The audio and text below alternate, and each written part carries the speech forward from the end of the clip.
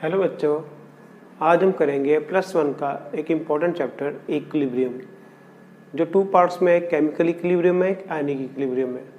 आज हम बात करेंगे केमिकल इक्विलिब्रियम की। ओके, इक्विलिब्रियम क्या होता है? जब pressure, temperature, concentration do not change with respect to time. Time बीतता जाता है लेकिन इनकी कंसंट्रेशन पे कोई फ़र्क नहीं पड़ता, ये सेम ही रहती है और हमें लगता है कि अब कुछ हो नहीं रहा, तो उसको हम बोल देते हैं इक्विलिब्रियम। लेकिन ऐसा नहीं है कि कुछ हो नहीं रहा, कुछ ना कुछ वहाँ पे चलता रहता है। इक्विलिब्रियम 2 तरह का होता है, एक होता है फिजिकल और एक होता है केमिकल।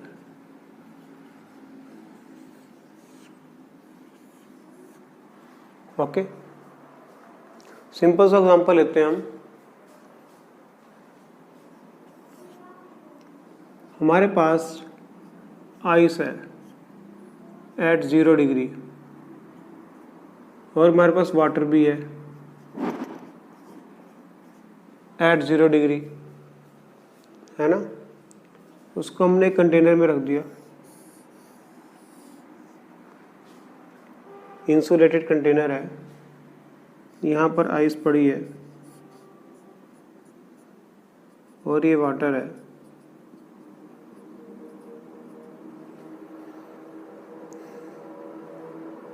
थोड़ी देर बाद भी देखेंगे हम तो हमें सिचुएशन ऐसी ही लगेगी कि आइस पड़ी है और वाटर पड़ा है। ऐसा लगेगा कुछ चेंज नहीं हो रहा है ना। लेकिन सपोज हम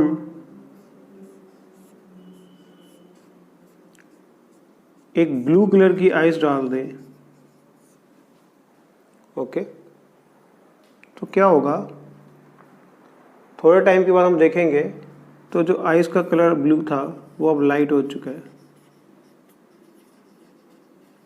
और वाटर का कलर भी थोड़ा सा ब्लूइश हो चुका है।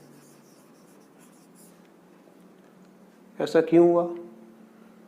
ऐसा इसलिए हुआ होगा कि कुछ वाटर के मॉलिक्यूल्स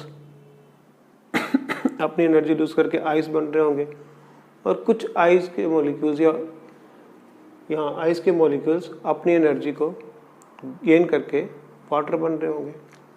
यहाँ से कुछ मॉलिक्यूल्स वाटर बन रहे होंगे, यहाँ से कुछ मॉलिक्यूल्स जो है वो आइस बन रहे होंगे, है ना। यही कुछ हो रहा होगा। हम ये कह सकते हैं कि यहाँ पे rate of solidification is equal to rate of melting. जितनी स्पीड से आइस मेल्ट हो रही है उतनी ही स्पीड से वाटर जो है वो आइस में कन्वर्ट हो रहा है। तो ये क्या हो गया? एक इक्विलिब्रियम हो गया। इसको हम क्या बोल सकते हैं? Solid liquid equilibrium.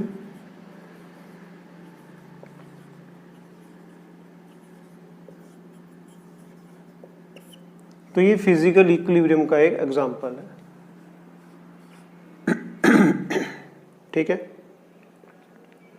कि एक ऐसी स्टेज पहुंची जहां पर rate of solidification of ice becomes equal to rate of melting of ice. Okay, इस तरह की सिचुएशन को बोलते हैं हम इक्विलिब्रियम, ठीक है। जैसे हम मॉल में जाते हैं, एस्केलेटर होता है वहाँ पे, सपोज हम उस पर जितना चढ़ रहे हैं उतनी वो सीढ़ियाँ नीचे आ रही हैं, तो दूर से देखने वाले को लगेगा कि हम कहीं नहीं जा रहे, ना ऊपर ना नीचे। तो हम किस स्टेट में हैं? इक्विलिब्रियम की स्टेट में है, ठीक है। इसको रब कर दूं।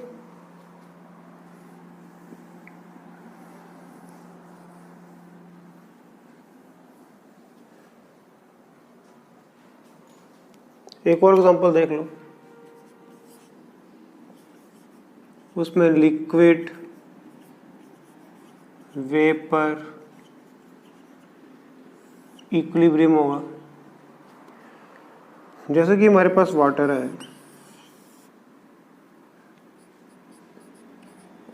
वाटर इवेपोरेट हो रहा है और कंडेंस हो रहा है ना।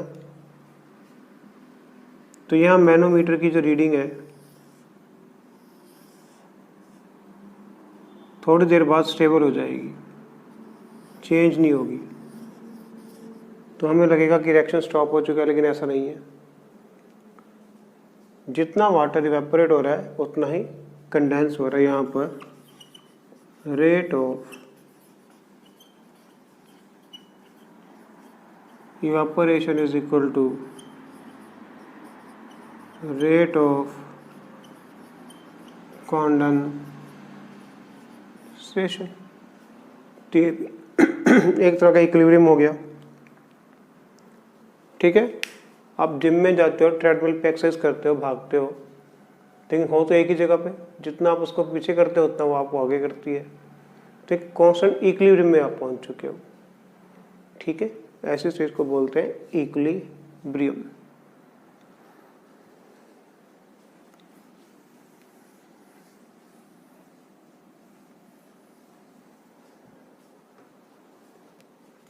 जैसे हमारे पास आयोडीन है, ओके, आयोडीन सब्लाइम होएगी, उसके वेपर बनेंगे।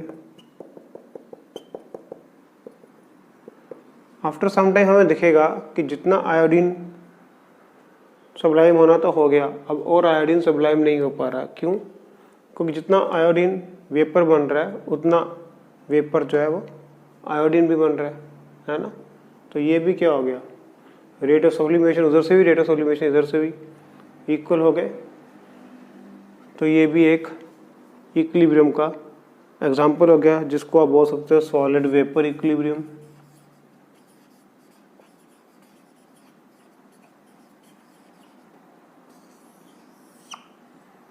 तो ये जो बातें हमने करी हैं ये सब जो है ये फिजिकल इक्विलिब्रियम की बातें हैं। हम बात करते हैं केमिकल इक्विलिब्रियम की।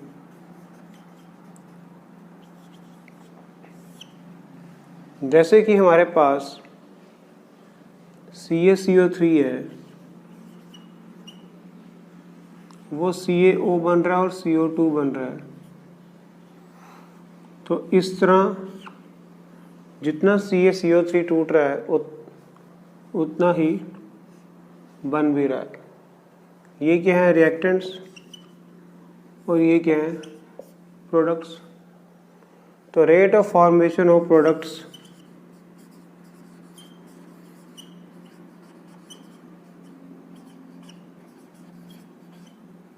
Is equal to rate of formation of reactants. ठीक है। ऐसे रिएक्शन को बच्चों क्या बोलते हैं, reversible reaction. When reaction does not reach its completion, इसमें रिएक्शन जो है कंप्लीशन पे नहीं जाता। ठीक है। कुछ पार्ट CaCO3 का टूट के CaO और CO2 बन गया, और कुछ पार्ट उसका CaCO3 बना रहा है। ऐसा नहीं है कि पूरा का पूरा टूट गया। जो पूरा का पूरा कंप्लीशन को जाता है उसको क्या बोलते हैं, इररिवर्सिबल रिएक्शन। ओके। जैसे कि आपके पास पेपर है, उसको बर्न कर दिया तो वो कार्बन डाइऑक्साइड में कन्वर्ट हो गया, थोड़ी सी ऐश बची। वो रिएक्शन रिवर्सिबल नहीं हो सकता, क्योंकि इसमें सारा का सारा रिएक्टेंट जो है प्रोडक्ट में हो चुका है। जैसे कि एसिड बेस रिएक्शन होते हैं, HCl + NaOH forms NaCl + H2O, ये रिएक्शन क्या हो जाएगा, कंप्लीट हो जाएगा एकदम। लेकिन यहाँ पर ऐसा नहीं हो रहा। कुछ पार्ट CaCO3 का टूट के CaO + CO2 बना रहा है, और कुछ CaO और CO2 मिलके CaCO3 बना रहे हैं। तो जो रिवर्सिबल रिएक्शन होते हैं उन्हीं में ही हमें क्या दिखता है, केमिकल इक्विलिब्रियम। ठीक है। तो जब rate of forward reaction becomes equal to rate of backward reaction. ये जो रिएक्शन है यहाँ पर कहाँ जा रहा है, फॉरवर्ड, और यहाँ पर क्या हो रहा है, बैकवर्ड। तो जब rate of forward reaction becomes equal to rate of backward reaction, तो हम बोलेंगे कि हम इक्विलिब्रियम की स्टेज पे आ चुके हैं। ओके, रब कर दूं।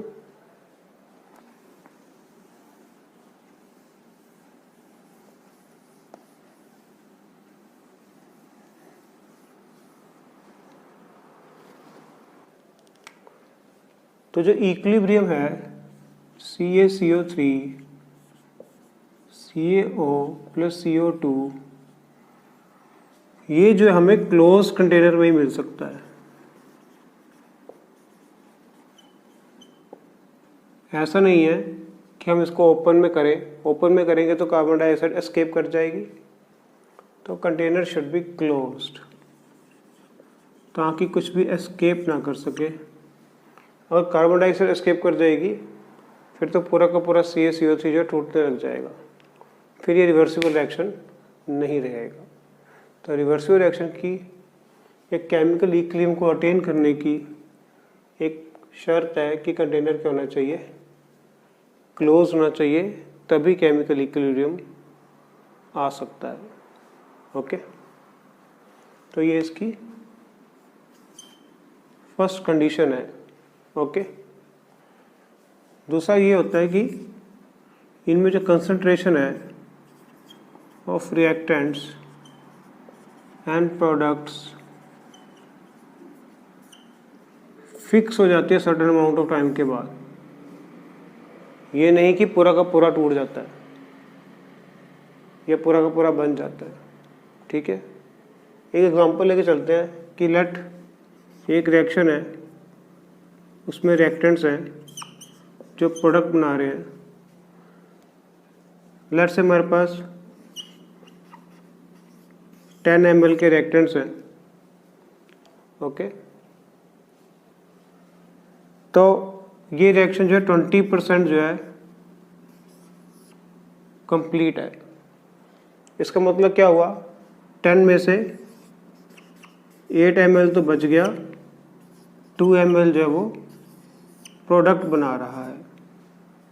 20% का मतलब क्या हुआ, 10 का 20% ही प्रोडक्ट बना रहा, यानी कि रिएक्टेंट के 2 मोल्स या 2 मिलीलीटर्स जाके प्रोडक्ट बना रहे हैं। तो प्रोडक्ट हमारे पास कितने हैं, अब ये रिएक्शन क्या हो गया, इक्विलिब्रियम स्टेट में पहुंच चुका है। तो हमारे पास प्रोडक्ट की कंसंट्रेशन कितनी है 2, रिएक्टर्स की कितनी है 8, पर ये रिएक्शन क्या है, इक्विलिब्रियम में है। इससे ज़्यादा रिएक्टर्स नहीं टूटेगा, इससे ज़्यादा प्रोडक्ट नहीं बनेगा। ठीक है, तो एक अगर यहाँ से यहाँ जाएगा तो एक यहाँ से यहाँ भी आएगा। ठीक है, इस रिएक्शन में रिएक्टेंट्स की कंसंट्रेशन जो है वो प्रोडक्ट से ज़्यादा है ना।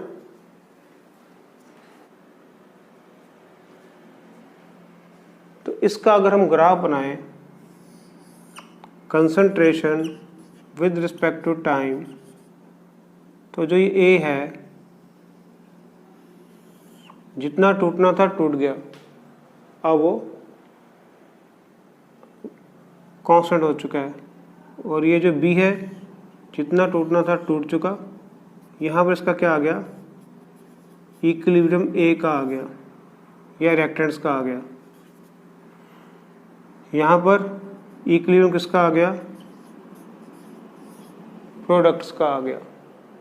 तो नेचुरली रिएक्टेंट की कंसंट्रेशन क्या है, प्रोडक्ट से ज़्यादा है, और ये जो स्टेज है ये इक्विलिब्रियम को रिप्रेजेंट करती है।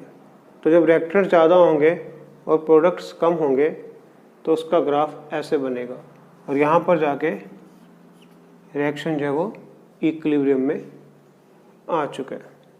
ठीक है, तो कभी भी आपको ऐसा ग्राफ दिखे तो आपको दूर से पहचान जाना है कि ये ग्राफ जो है उस ग्राफ को रिप्रेजेंट करता है जिसमें रिएक्टेंट्स की कंसंट्रेशन ज़्यादा है, क्योंकि ये देखो ज़्यादा है और ये क्या है, कम है, प्रोडक्ट कम बन रहे हैं, है ना। तो ऐसे हम इसको बना लेंगे।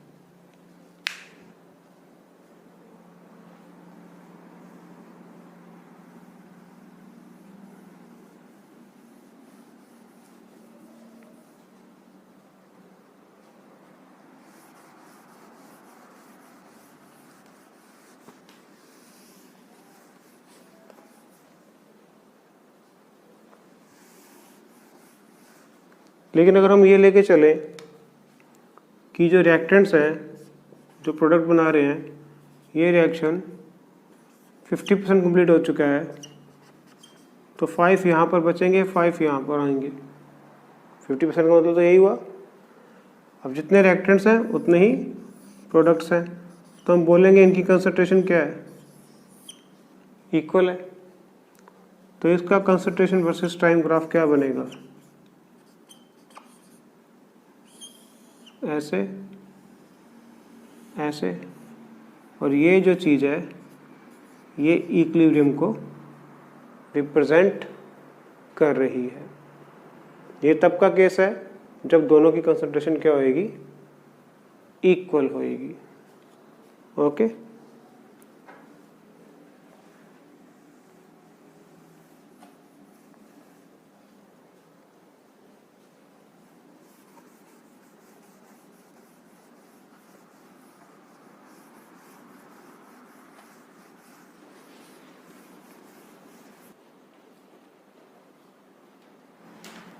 एक केस और ले लेते हैं, केस 3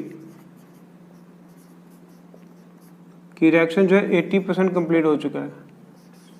इट मीन्स रिएक्टर से जो प्रोडक्ट है वो 8 बना है और ये 2 ही बचा। 80% कंप्लीट का मतलब हो गया कि 80% यानी कि 10 ml में से 8 जो हैं वो तो बन चुके हैं प्रोडक्ट्स, है ना। तो इस टाइम प्रोडक्ट की कंसंट्रेशन रिएक्टेंट से क्या है, ज़्यादा है। तो इसका ग्राफ कैसे बनेगा, कंसंट्रेशन वर्सेस टाइम। ये कम हो गए, ये बढ़ गए, तो यहाँ पर आके क्या आ गया, इक्विलिब्रियम आ गया। ठीक है। तो ऐसा ग्राफ जो है ये हमें, ये रिएक्टेंट्स हैं और ये प्रोडक्ट्स हैं। पूछ सकते हैं एग्जाम में कि ये ग्राफ किसको रिप्रेजेंट कर सकते। ठीक है। और अगर हम रेट वर्सेस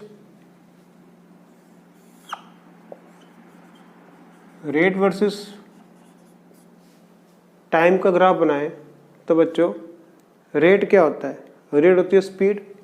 इक्विलिब्रियम पे दोनों की स्पीड जो है वो इक्वल हो जाएगी। तो ये रेट वर्सेस टाइम का ग्राफ है। ओके। कंसंट्रेशन वर्सेस टाइम के 3 ग्राफ हैं, लेकिन रेट वर्सेस टाइम का एक ही ग्राफ है। जितनी स्पीड से रिएक्टेंट्स कम हो रहे हैं उतनी स्पीड से प्रोडक्ट बन रहे हैं, इसलिए इसको हम बोलते हैं, यहाँ पर आके क्या आ गया, इक्विलिब्रियम आ गया।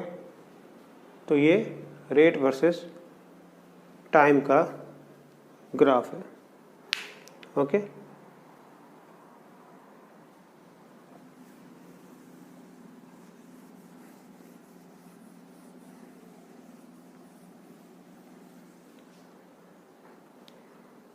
तीसरी प्रॉपर्टी देखो, जो ये इक्विलिब्रियम है is dynamic in nature.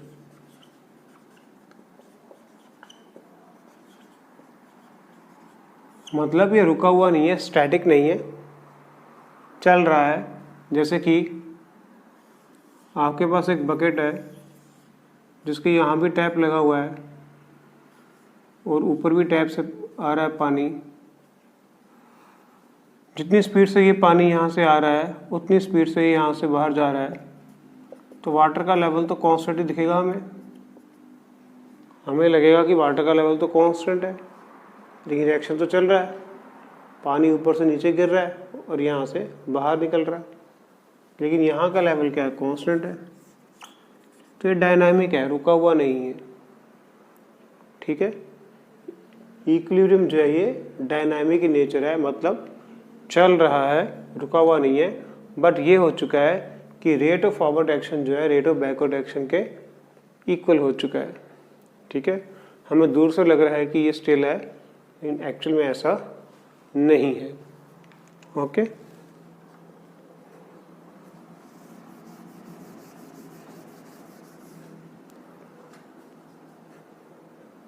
Fourth point की बात कर ले तो equilibrium can be attend from both sides. For example, हमारे पास H2 है और I2 है, ये क्या बना रहे हैं 2HI। इसका अगर हम ग्राफ बनाएं ओके, तो कुछ ऐसा बनेगा कि ये कम हो गए, ये ज़्यादा हो गए। तो यहाँ पर ये जो कम हो रही है ये क्या है H2 प्लस I2, और जो ज़्यादा हो रहे हैं वो क्या है 2HI। बट एक से ऐसी आएगी कि ये इक्विलिब्रियम में आ जाएंगे। अब रिएक्शन जो है रिवर्स हो जाएगा, 2HI जो है वो टूटेंगे और H2I2 बनेंगे, तो उल्टा चलेगा। तो इधर से भी आ सकता है, इधर से ये कम हो रहे हैं, इधर से ये बढ़ रहे हैं, इधर से ये ज़्यादा हो रहे हैं, इधर से ये कम हो रहे हैं। तो ये it can be attend from both the sides. ठीक है, इसको हम किसी भी तरह से इक्विलिब्रियम पे पहुंच सकते हैं हम, चाहे फॉरवर्ड से जाएं चाहे बैकवर्ड से। ओके,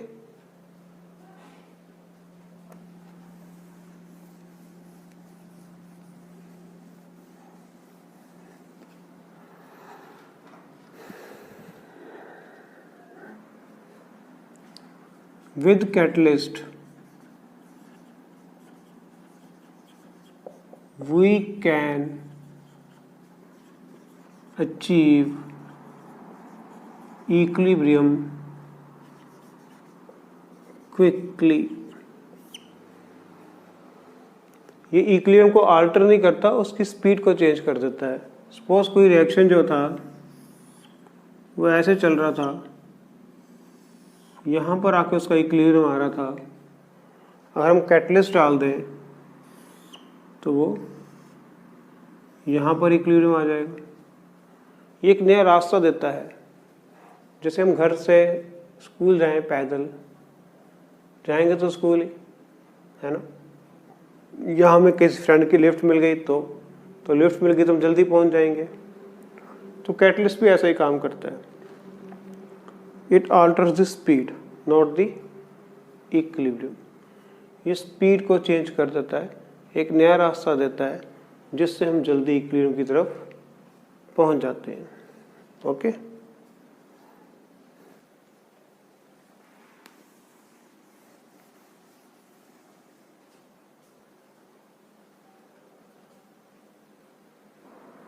तो हमने इक्विलिब्रियम के बारे में पता कर लिया। अब हम पता करते हैं लॉ ऑफ मास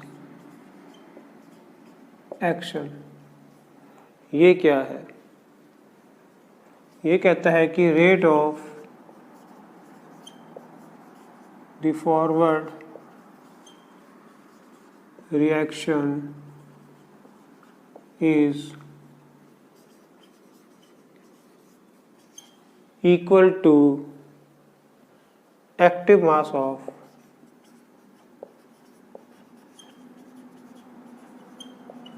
reactants। अब यहाँ पर एक वर्ड आ गया एक्टिव मास। ये एक्टिव मास क्या है?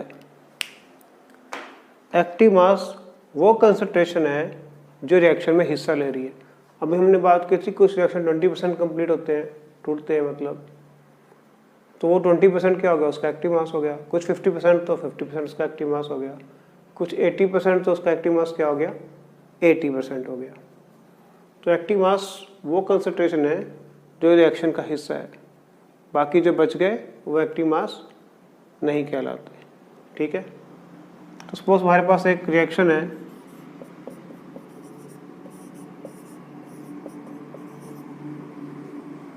तो लॉ ऑफ मास एक्शन कहता है रेट होती है बच्चों स्पीड, कितनी स्पीड से रिएक्शन चलेगा, वो किसके इक्वल है,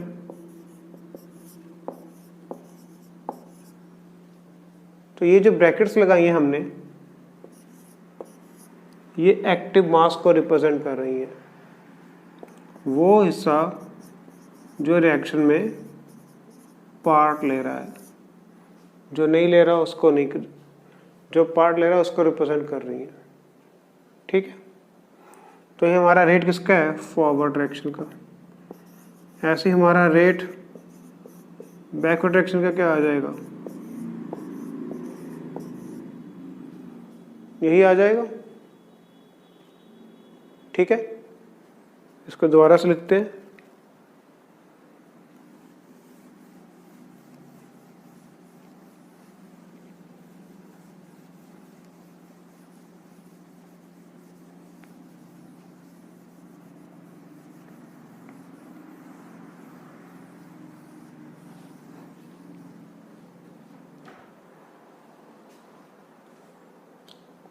तो लॉ ऑफ मास एक्शन वो कहता है कि अगर कोई रिएक्शन है हमारे पास तो उसमें rate of forward reaction is equal to या directly proportional to product of the active masses of the reactants, and rate of backward reaction is equal to या directly proportional to product of active masses of products, या RF is equal to KF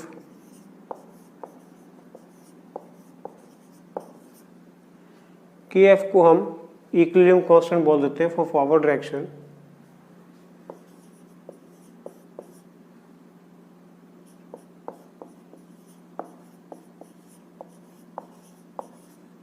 okay,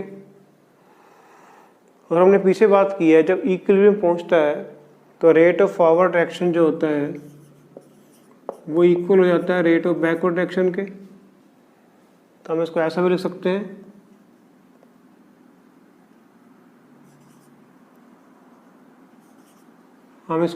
सकते हैं कि KF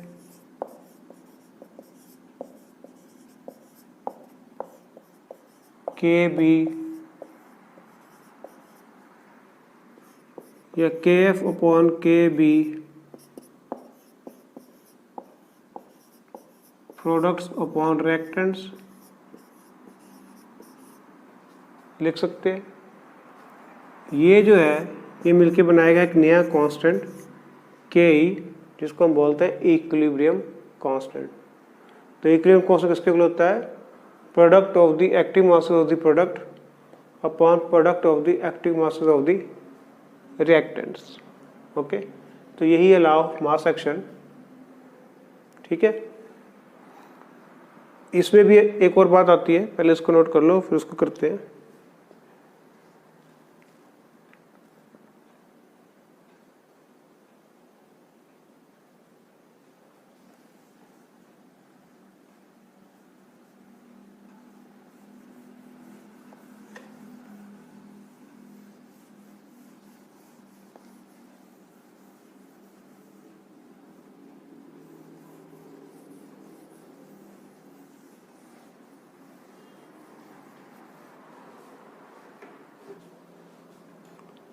suppose हमारे पास reaction दिया हुआ है,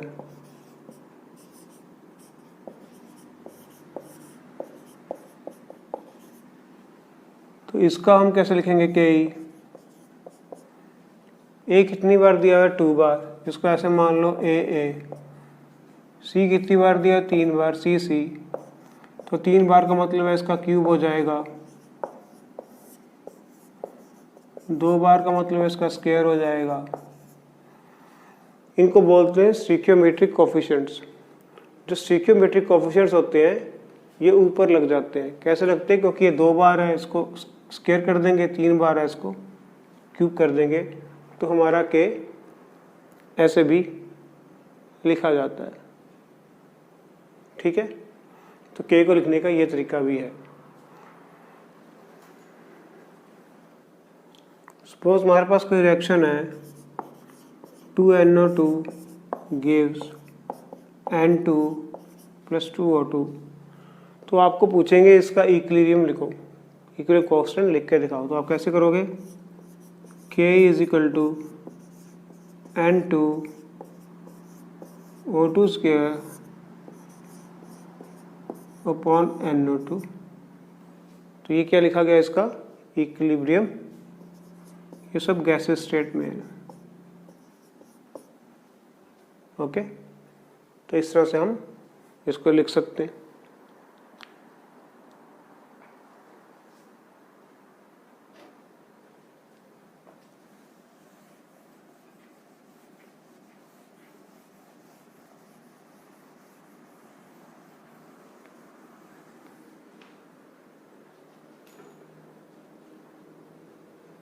जैसे हमारे पास दिया हुआ H2 + I2 gives 2HI, तो इसका लिखो तो कैसे लिखेंगे?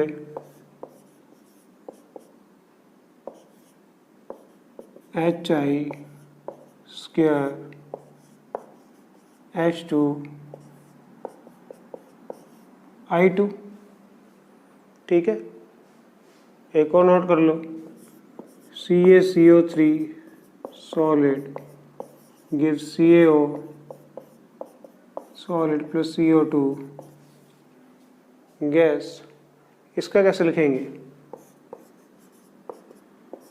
ऐसे लिखोगे CaO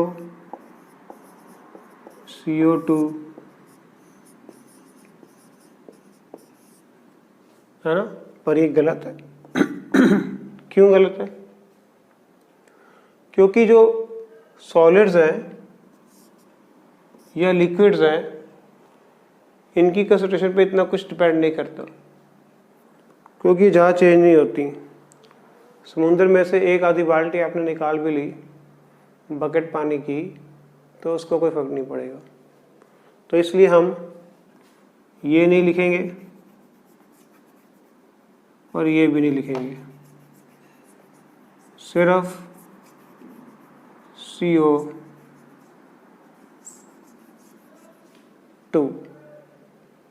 ओके, तो इसका के ही क्या होगा? CO2 gas. तो याद रखना, अगर सॉलिड्स दिए हों या लिक्विड, जैसे कि H2O लिक्विड, H2O गैस, तो इसका भी के ही कैसे लिखोगे? सिर्फ H2O गैस लिखोगे, लिक्विड नहीं लिखोगे। Okay,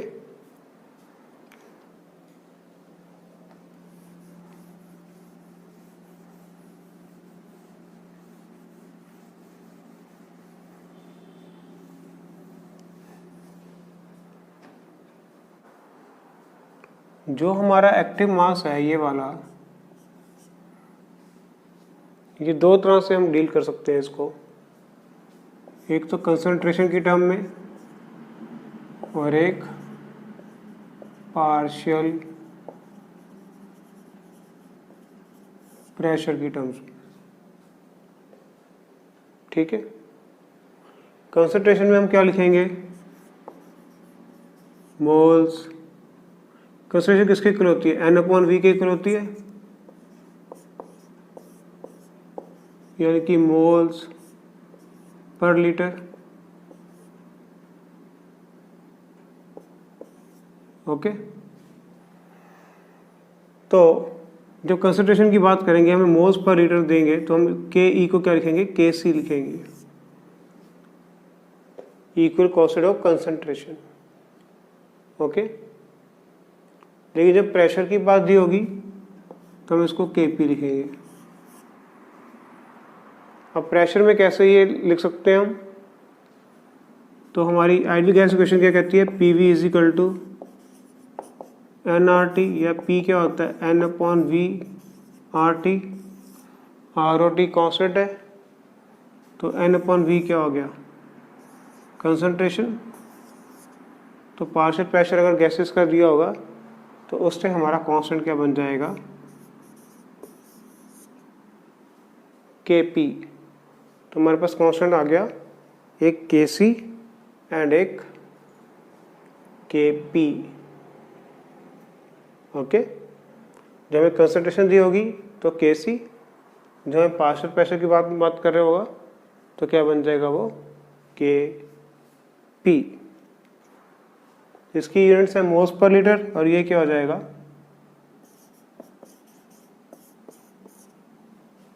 atmosphere. ओके,